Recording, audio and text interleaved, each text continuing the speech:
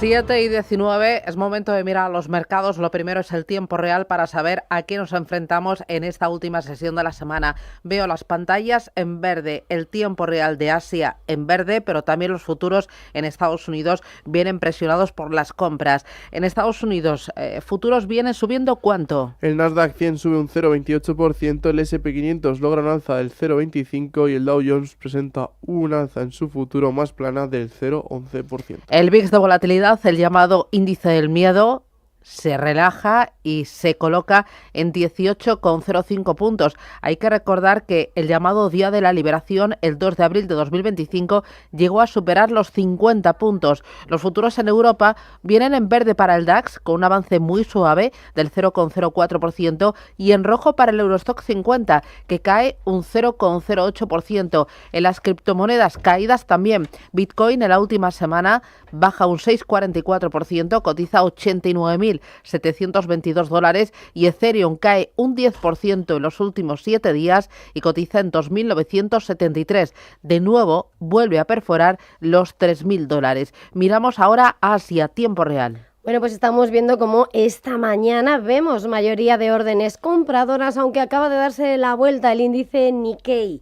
En Tokio vemos como a esta hora se deja el 0,14 el Nikkei sube el 0,29%, el que se da la vuelta es el índice de India, el Nifty, que retrocede el 0,15%. Tenemos al Nikkei 53.835 puntos, el de India, el de Nueva Delhi, 25.252 puntos. Subidas para Australia del 0,13% hasta los 8.860 puntos, y tenemos al Hansen de Hong Kong avanzando el 0,34% hasta los 26.719. Shanghái también 0,45% arriba hasta los 4.141 puntos, y por supuesto pendientes también del Kospi surcoreano, que esta mañana vemos cómo está moviéndose con subidas del 0,69% hasta los 4.986 puntos. Esto es lo que nos están contando las pantallas a esta hora de la mañana. Iniciamos nuestro recorrido informativo y lo hacemos en Japón.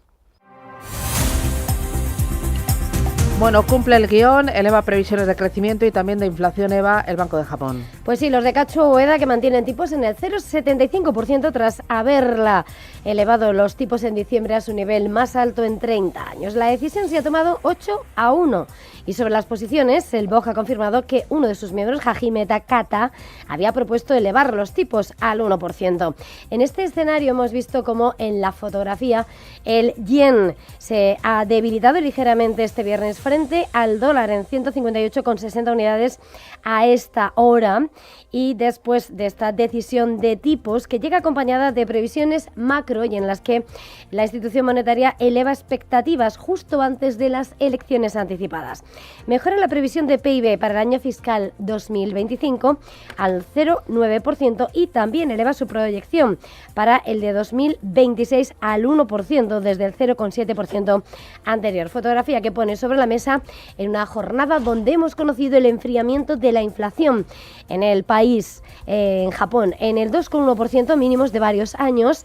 Sin embargo, la clave está en la inflación del arroz. Ha disminuido, pero se mantiene cerca de niveles récords a nivel nacional. El rendimiento de los bonos gubernamentales a 40 años ha caído a 3,95% tras haber alcanzado máximos históricos el martes.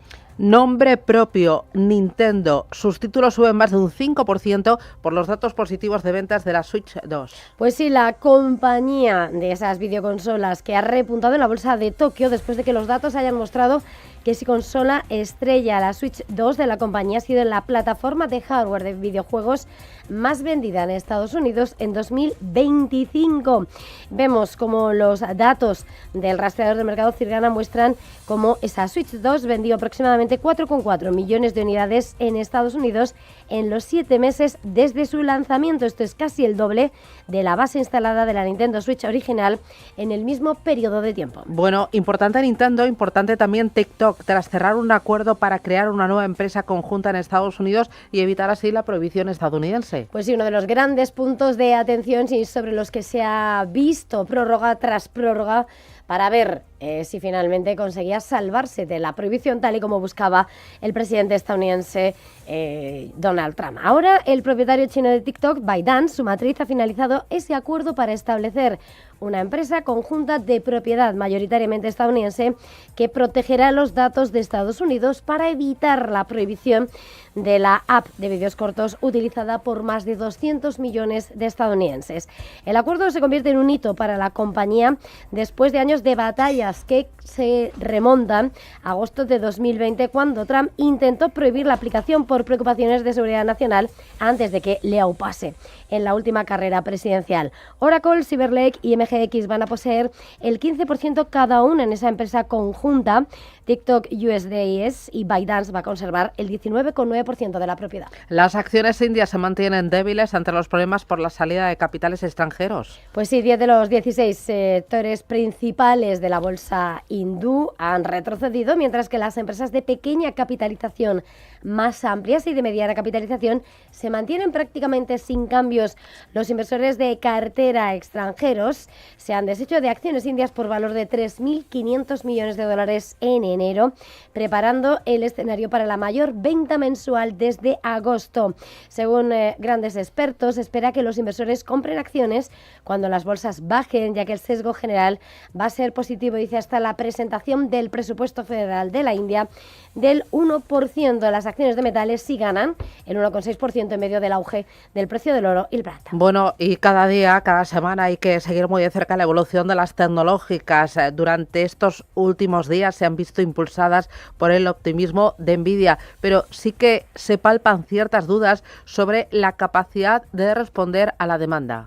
Pues sí, aún así en este escenario vemos cómo sigue siendo uno de los que está espoleando el sector tecnológico a las acciones asiáticas, que esta mañana están tocando récord, pero como dices, con doble lectura y con grandes protagonistas que miran a lo que está siendo el comportamiento de los gigantes dentro y fuera de China. Por una parte, en Corea del Sur, donde están brillando con más fuerza, llevando a máximos al Kospi, tenemos a SK Hynix, hoy con subidas superiores al 2%, mientras que Samsung retrocede el 0,59%. Sin embargo, si miramos a la bolsa de Tokio, Advantes sube el 2,74% y vemos también como Renesas Electron, otro de los títulos que vigilamos de manera diaria, está con subidas del 0,20%. Sin embargo, la China SMIC hoy retrocede el 0,96% y Huajón, otro de los títulos vigilantes en China, hoy pierde el 0,83%.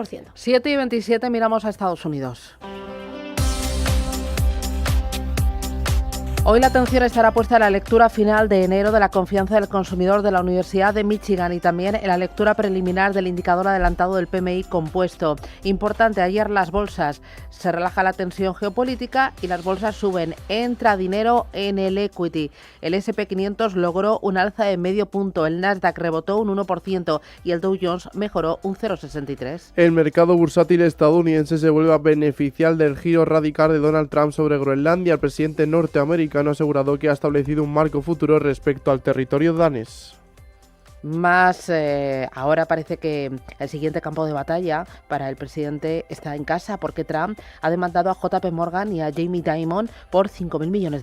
El mandatario estadounidense, según Fox News, acusa a la entidad financiera de retirarle sus servicios financieros por razones políticas. Bueno, la sesión estuvo marcada también por los datos macroeconómicos. PCE de noviembre se situó en el 2,8 después de ceder una décima en el mes anterior, en octubre. También hemos tenido lectura final del PIB del tercer trimestre de 2025, en el que Estados Unidos lo ha revisado hasta colocarlo en una subida del 4,4% en tasa interanual. Además, también hemos tenido solicitudes semanales de prestaciones por desempleo, que se elevan hasta las 200.000 más que las vistas la semana pasada. En el plano empresarial destaca la subida del 6% de Meta, después de que Jefferies le haya puesto como uno de sus valores favoritos para triunfar en bolsa este año. También ha subido más de un 4% Tesla, después de que las previsiones optimistas que haya hecho su CEO Elon Musk hayan calado en el mercado. Asegura que espera tener operativa su red de taxis autónomos para finales de este año. Además, afirma que venderá robots humanoides para finales de este 2026. Para finales del año que viene creo que estaremos vendiendo robots humanoides al público, entonces es cuando confiamos en que es muy confiable, muy segura y el rango de funcionalidad también es muy alto. Básicamente puedes pedirle que haga lo que quiera.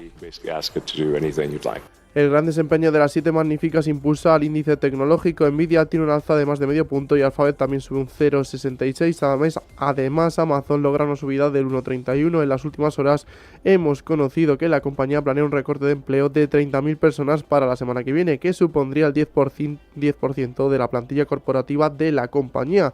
Las divisiones más afectadas serían Amazon Web Service, venta al por menor, Prime Video y recursos humanos. Bueno, y dentro del SP500 la mayor caída la protagonizaron los laboratorios Abbott, cayeron más de un 10% después de decepcionar con sus resultados. Sus ingresos de 11.460 millones de dólares, que quedan por debajo de los 400 de las estimaciones de analistas. También ha presentado cuentas Procter & Gamble, que a pesar de que también sus ingresos son inferiores a las previsiones del mercado, sus ganancias ajustadas sí sorprenden de forma positiva, lo que hace que el valor suba más de un 2%.